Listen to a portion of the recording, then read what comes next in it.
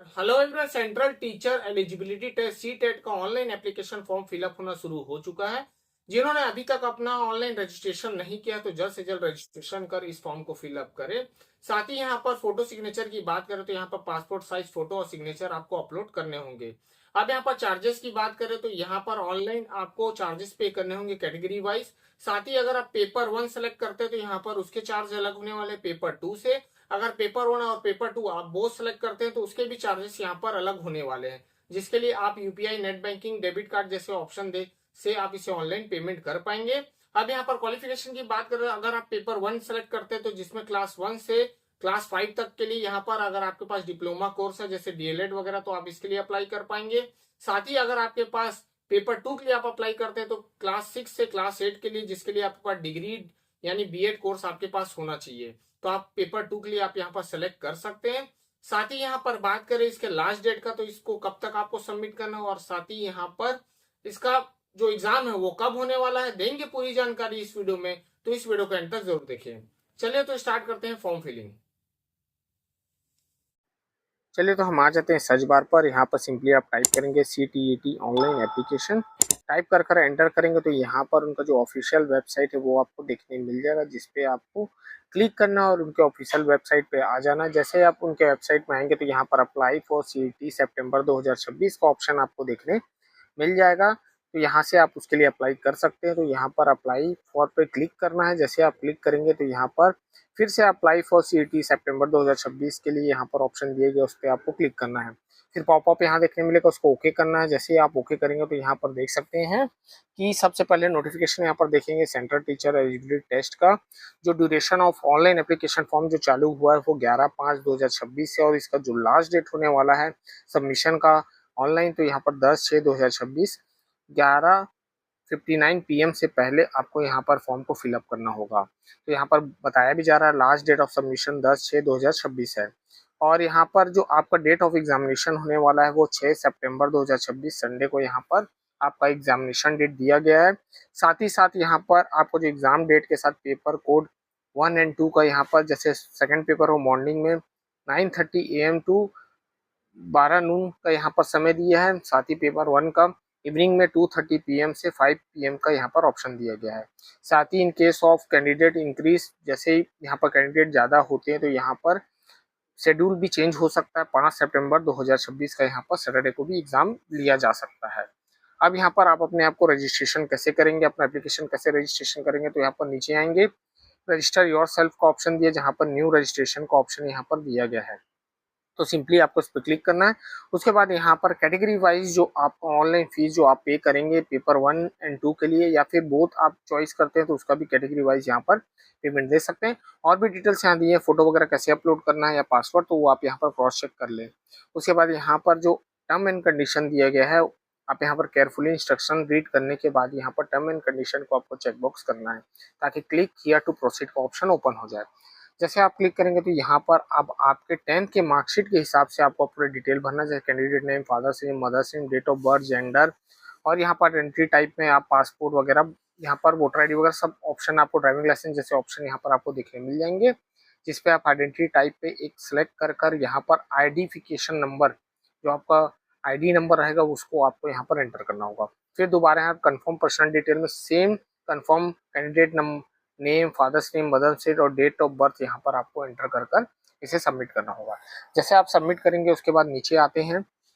नीचे आते ही यहाँ पर देखेंगे जो कॉन्टैक्ट डिटेल्स, जैसे आपके एड्रेस वगैरह वो फिल करेंगे, स्टेट, डिस्ट्रिक्ट, पिन कोड वगैरह जो भी नियर बाई है आपके आधार पे हो या फिर मैनुअली आप एंटर करना चाहते हैं तो यहाँ पर एंटर कर सकते हैं। उसके बाद जैसे नीचे आएंगे तो यहाँ पर आपका mail ID, confirm mail ID, mobile number, contact mobile, confirm mobile number यहाँ पर आपको एंटर करना। और साथ ही यहाँ पर ऑप्शन, अगर मोबाइल नंबर है कॉन्टैक्ट डिटेल है तो आप जरूर यहाँ पर एक मोबाइल नंबर एंटर करें। फिर आपका एड्रेस सेम एज पर दी परमानेंट एड्रेस, तो आप यहाँ पर चेक बॉक्स करेंगे।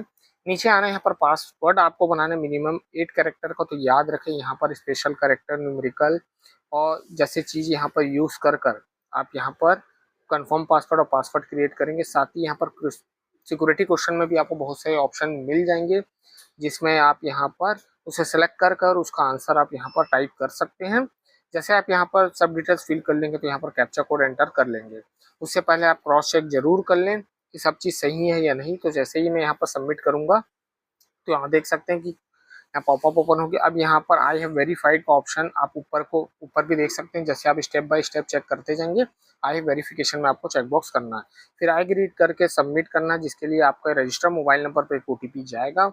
तो देख सकते हैं यहाँ पर मोबाइल नंबर भी, जिस मोबाइल नंबर पर ओटीपी जाएगा वो मोबाइल नंबर आपको देखने मिलेगा। साथ ही यहाँ पर रीसेंड भी ओटीपी का भी ऑप्शन दिया है। अगर आपके मोबाइल पर रिसीव नहीं होता है ओटीपी तो यहाँ पर रीसेंड का भी ऑप्शन दिया गया है। तो चलिए यहाँ मैं ओटीपी एंटर करने के बाद सबमिट रजिस्ट्रेशन फॉर्म में क्लिक करूंगा। जैसे आप यहाँ पर क्लिक करेंगे तो देखेंगे रजिस्ट्रेशन फॉर्म कंप्लीट हो चुका है। अब एप्लीकेशन फॉर्म और फी पेमेंट यहाँ पर बचा हुआ और एप्लीकेशन नंबर यहाँ पर आपका जनरेट हो चुका है। अब यहाँ पर देखेंगे फिलअप एप्लीकेशन फॉर्म का ऑप्शन यहाँ पर दिया, जिसपे आपको क्लिक करना और रिक्वायर्ड चीज जो बची हुई चीजें हैं फिलअप के लिए वो आप फिल करेंगे वन बाई वन। तो यहाँ पर देखेंगे सबसे पहले कॉन्टैक्ट डिटेल कंप्लीट हो गया, पर्सनल डिटेल बचा, अप्लाई फॉर डिटेल्स बचा, qualification details, upload photo and signature, साथ में फाइनल सबमिशन यहाँ पर अभी आपका पेंडिंग है। तो उसको वन बाय वन आप इसको कंप्लीट करेंगे। यहाँ पर देखेंगे पर्सनल डिटेल में सबसे पहले हमको जाना है, तो यहाँ पर पर्सनल डिटेल पर आप क्लिक करेंगे। जैसे क्लिक करेंगे तो बहुत सी चीज़ें हमने पहले फिल कर ली, जो चीज़ फिल नहीं हुई जैसे कैटेगरी या फिर डिसेबिलिटी है या फिर एम्प्लॉयमेंट स्टेटस है उसे आपको यहाँ पर फिलअप करना होगा। तो जो एम्प्लॉयमेंट स्टेटस यहाँ पर देख सकते हैं नॉट एम्प्लॉयड, यहाँ पर अगर एम्प्लॉयड एज ए टीचर या फिर अदर आप ये देख सकते हैं एम्प्लॉयड फॉर अदर यहाँ पर दिया गया, तो उसे आप सेलेक्ट कर सकते हैं। उसके बाद यहाँ पर सिंपली यहाँ पर आप कैप्चा कोड डालना, फिर सेव एंड नेक्स्ट करना है। अब सेव एंड नेक्स्ट करने के बाद अप्लाई फॉर, अब यहाँ पर देखें पेपर 1 के लिए 1 से 5 क्लास तक है, पेपर 2 के लिए 6 से 8 क्लास है। अगर आप बोथ करना चाहें तो यहाँ पर पास डिप्लोमा डिग्री दोनों यहाँ पर होना चाहिए। तो फिलहाल यहाँ पर हम एक पेपर सेलेक्ट करेंगे। फिर उसके बाद यहाँ पर जो लैंग्वेज है लैंग्वेज 1 आप यहाँ पर सेलेक्ट कर लेंगे, फिर यहाँ पर लैंग्वेज 2 आपको यहाँ पर सेलेक्ट करना है।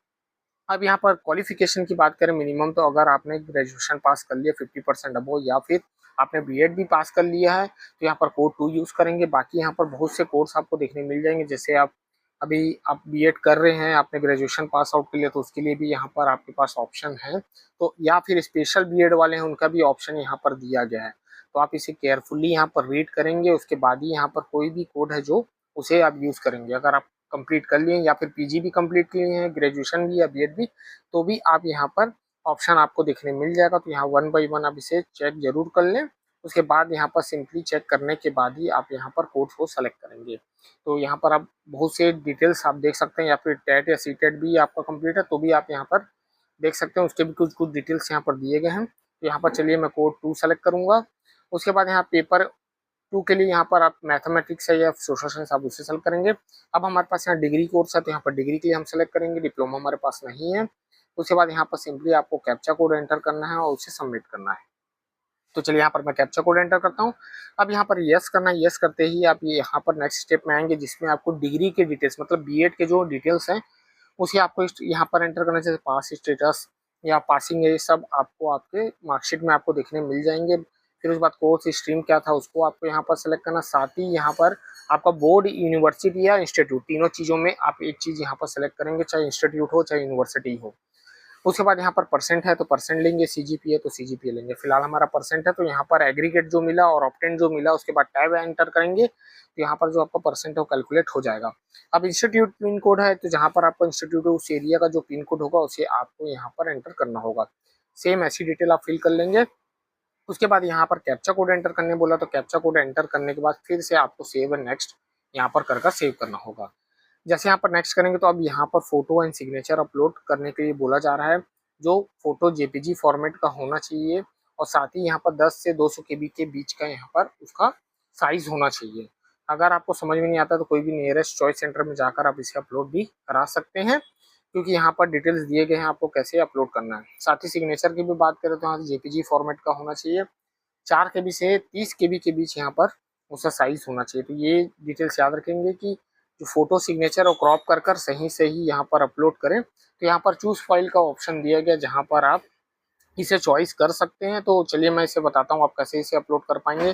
तो चॉइस फाइल में आपको जाना है यहाँ पर और आपका जो फाइल जिस फोल्डर में आपने सेलेक्ट किया उसे सेलेक्ट करेंगे ऐसी, और अपलोड ओरिजिनल पे आप क्लिक कर पाएंगे। अगर मान लीजिए अपलोड को यहाँ पर ऑप्शन क्लिक करते हैं तो देखेंगे यहाँ पर सक्सेसफुली आपका जो इमेज है अपलोड हो चुका है, यहाँ पर आप ओके करेंगे।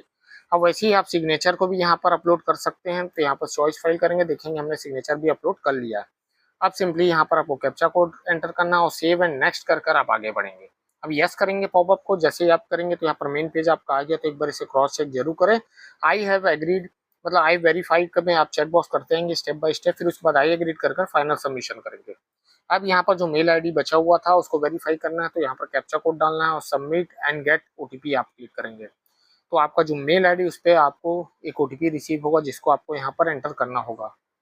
अगर ओटीपी रिसीव नहीं होता है तो यहाँ रीसेंड का ऑप्शन दिया गया है, तो आप यहाँ से रीसेंड कर कर उसे अपडेट भी कर सकते हैं। अगर रिसीव होता है तो यहाँ पर उसे एंटर करने के बाद वेरीफाई करेंगे।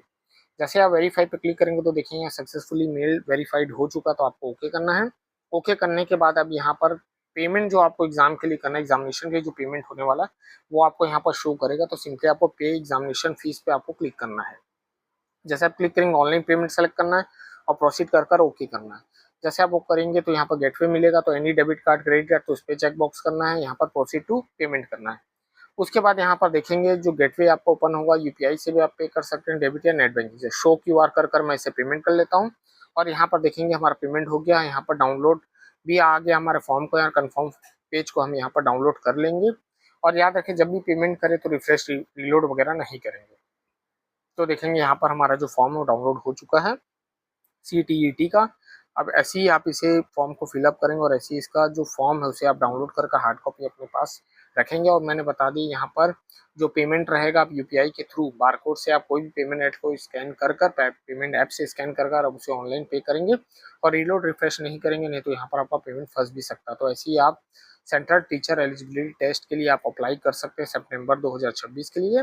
तो जैसे ही इसका एडमिट कार्ड जारी होगा मैं जल्द ही अपने चैनल में इसकी भी जानकारी अपलोड कर दूंगा। चलिए तो फिर मैं ऐसी इंटरेस्टिंग वीडियो बनाते रहूँगा। मिलता हूँ नेक्स्ट वीडियो के साथ। Thank you.